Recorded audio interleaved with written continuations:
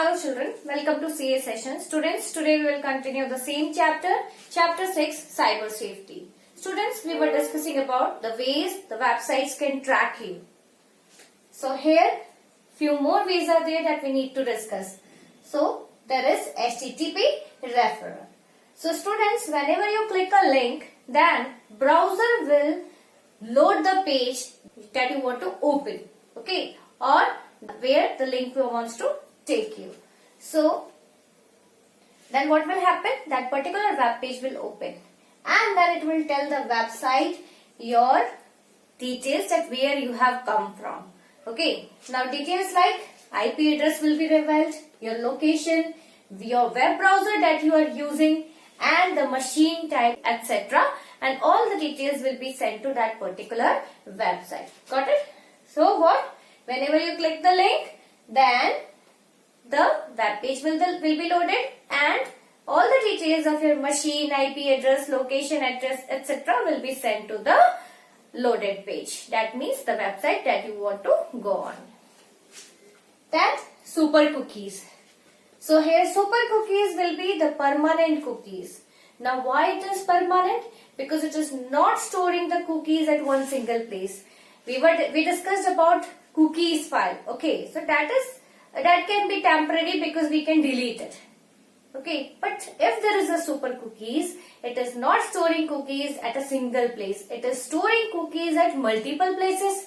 So as soon as we used to clear the cache and the cookies file, then automatically the cookies will be loaded from the different place where the super cookies are saved. So here these are persistent cookies and they come back even if deleted because it has many copies in different locations. So as soon as a single copy is deleted, another will be copied from another place. So here it stores the data in multiple places. Like where it stores data in flash cookies, then Silverlight storage, your browsing history, and HTML5 local storage. Okay, so there are many places on which the super cookies are stored. So we should take care of it. Now user agent. Now user agent is actually the agent sent by the browsers. If we have visited any website, that website will send user agent and then here that user agent will collect information from our system. So it will collect the browser's detail, operating system details, data that can be stored and used to target ads. If any website is sending a user agent to your PC, that means they want to know that what data you are searching on and then so that they can target the ads. So only the ads that company wants to show or that is according to your search will be shown to you again and again whenever you browse internet. So students, there is only one solution for all of this. If you want that other websites do not track your activities, then you should use private browsing or anonymous browsing. Now students, as I told you about private browsing and anonymous browsing, we will know more about it. So here students, anonymous browsers are there. There you can view websites but nothing will be saved. So here students, it can be used as a tool by government, generalists and the surfers, those who focus more on the security. Okay, when the security is the concern for them, those surfers can adopt anonymous browsings. Okay, so these browsers actually hide various details. Okay, like all the details which is shared by other websites like IP address, then your browsing history, browser details, etc. So now private browsing. So private browsing is actually another ways to use the internet. Okay, and we will learn to. So in private browsing, we will learn few more things that can be done so that our browser history can be saved, it cannot be revealed, and we can share data also, okay, in a secure way. So there are three ways, students. First of all, incognito browsing. Various browsers have such facility in which we can open the same browser in the incognito mode. Okay, like Chrome also have facility in which we can, when we choose incognito mode, then we are surfing over that incognito mode, nothing will be saved. So it will be completely private. So apart from incognito browsing, we can also use private browsers. There are few private browsers available for private browsing, and we can also use search engines like DuckDuckGo, etc. So in private browsers, we can surf privately without revealing the history, and we can share the data securely, and we can use search engines in which the search history will not be saved. Now another method is proxy. Okay, if we use a proxy site to visit something, proxy will act as a middleman between your computer and the website you are visiting. So here the website will get the proxy site details. When you are using the proxy to visit any website, then the website that you are visiting or the website you are tracking will get your proxy site details. It will not get your computer details. Okay, and apart from that, you will get all the details of the website that wants to track you. Now, virtual private network, that can be adopted. Okay, in short, we also call it VPN. So it is a private network. Either a company, means any organization who wants to keep the data secure, or we personally can also purchase VPN. So it actually adds the security and privacy to your data. Okay, it will actually add the security and privacy to the private and the public networks. Okay, so it can be any network, like if it is the public or a private Wi-Fi network or any internet. Now we will learn that how a strong password is useful for you. So it can be useful for you because it will keep your personal information safe. Because if you are making account on any of the website, you used to put personal details. Okay, it can be any detail, like in shopping website you used to reveal many things. Your location, your address, your contact number, email address, and then your credit card information, UPI ID, internet banking ID, etc. So that personal information is very important. If you consider social networking website, then you are posting your location over there, your workplace details, then you used to post your pictures, etc. So that also is very important to keep safe. So here students, strong password will help you to keep the personal information safe.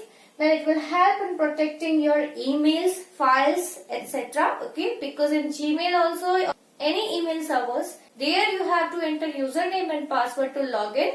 And on emails, you know very well, we need to keep many files. Okay, so it will protect your emails and files.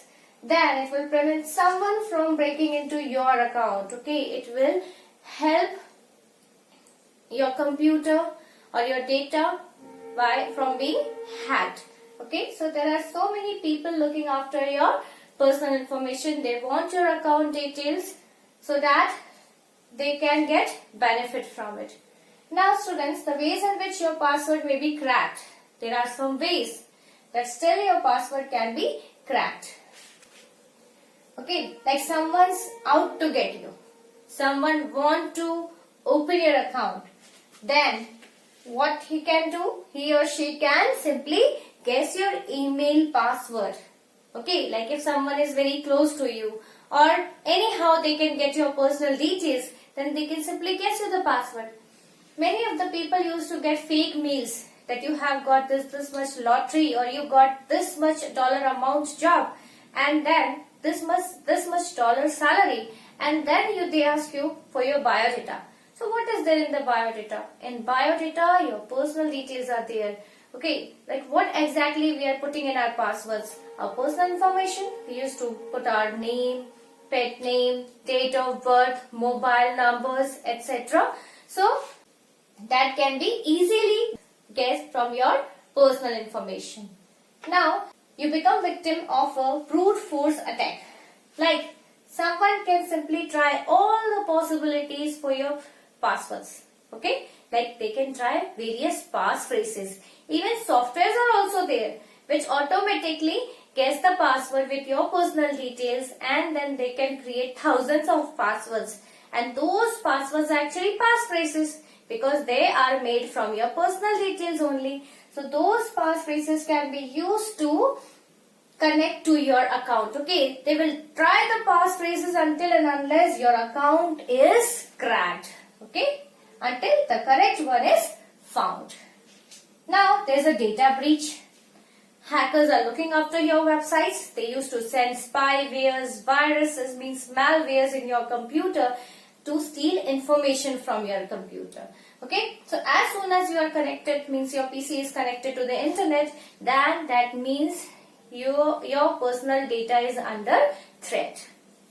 Okay, so hackers can leak your account details including passwords. Now students, I will tell you how to choose a strong password. Okay, we should know how to choose a good password. Sometimes like these days in many of the websites allow you to choose the strong password. They do not allow you to store a small password or easy password. They want you to create a password which is lengthy, as well as you are using so many things inside it like uppercase letters, lowercase letters, numbers, symbols, etc. So they force you to put a strong password. So you should also know how to choose a good password. So here students, we should not use any dictionary word. The common words we should not use. We should not use proper nouns or foreign words. Okay, because if people are not able to guess your passwords or hackers are not able to guess your passwords, then there are softwares which can simply create phrases from your personal details or any dictionary word. So we should not put personal information in the password. Okay, like you know very well, personal information is only easy to remember. So most of the people are using their personal information in the password, so it should not be used. Then use longer passwords. Okay, passwords should be lengthy, as well as if you want to make it strong enough, then we can use uppercase letter. At least we should take one uppercase letter, then one lowercase letter, and a number and a symbol in it. Then use passphrases to remember complex passwords. We know password is not easy to remember. Okay, we can have some passphrases, we can make some combination, we can simply use a code. But in that also we can change some characters.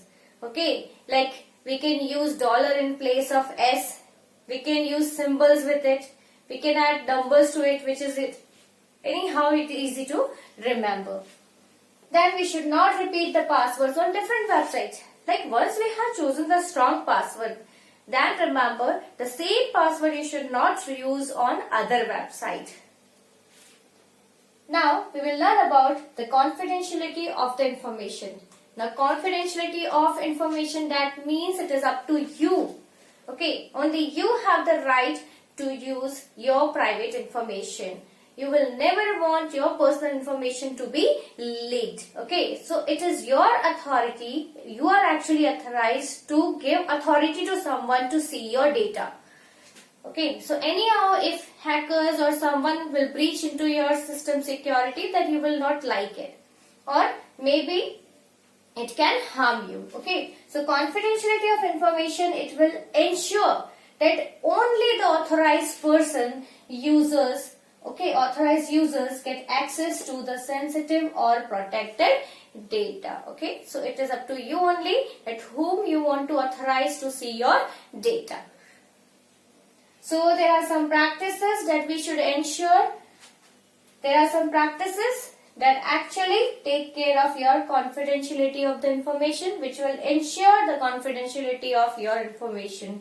So students, first of all, in computers, when we install operating system, we used to get firewall. Okay, so remember that firewall should be always on. Why it is so? Whenever something is getting installed or uninstalled, firewall always asks you to get it installed or get it uninstalled, etc. Okay, it will tell you about each external activity that breaches into your computer. Now, control browser settings to block tracking. Okay, so these days browsers also provide you various facilities websites also that you are using on daily basis provides you security settings. Okay, so you can simply check security settings of your web browser, that the cache should be deleted on regular basis or it should not be saved. Then cookies file should be deleted timely or should not be saved, or the browsing history also should be deleted after some time or it should not be saved. So another way is browse privately whenever possible. So wherever you are using your personal information or confidential information, then you should browse privately. How? Like if you want to visit a bank website, then you need anonymous browsing. That means you need a private browser, or you can open the browser in incognito mode and then you can start surfing the website. Or if when you are visiting social networking site, at that time also you need to take care of the browser. Okay, so where the place, wherever means the websites wherever you are sharing your personal information, that those websites should be visited in private browsers. Then be careful while posting on internet. Okay, even though you have all the knowledge of using computers, then security settings, etc., but still you should remember that whatever you are posting, it should not be like in any way, it should not harm you. Okay, so be careful while posting anything. Nowadays people used to post many of the details, the personal details over the social networking site, we can say. Okay, they used to reveal the locations, they used to tell each and every activity that they are doing.